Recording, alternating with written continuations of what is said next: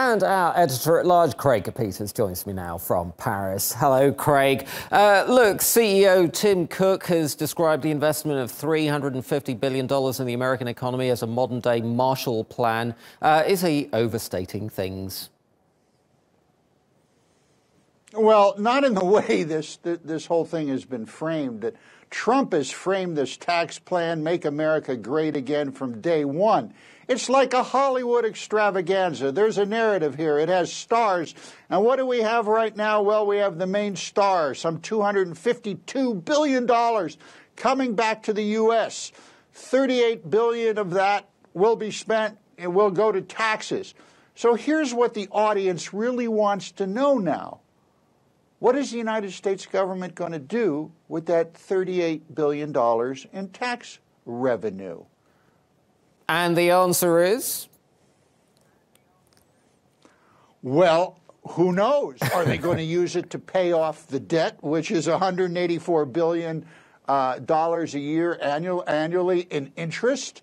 Are they going to plow that money into new roads and infrastructure? Now, you know, that's not how tax money is not like directed like that.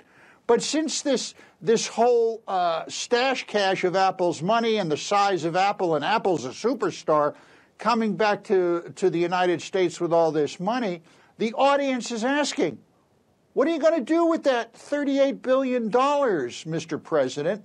That's not a question that the audience usually asks in an economic situation like this. But that's the question that I've heard people asking now. Yep.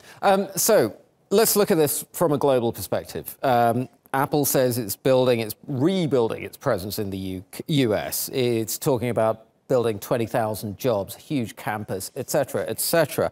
Is that going to come at the expense of its growth in other parts of the world? Is it going to come at the expense of places like its businesses in China, for example? I don't believe so. Apple it has a license to print money, regardless of the glitches they've had with their new iPhone 10 or X or whatever they call it. Apple is going to have to get into new areas to make money, and I think they're well equipped to do it.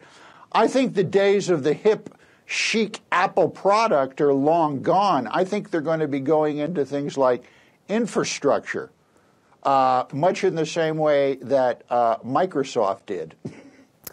Craig Copetas in Paris, thank you.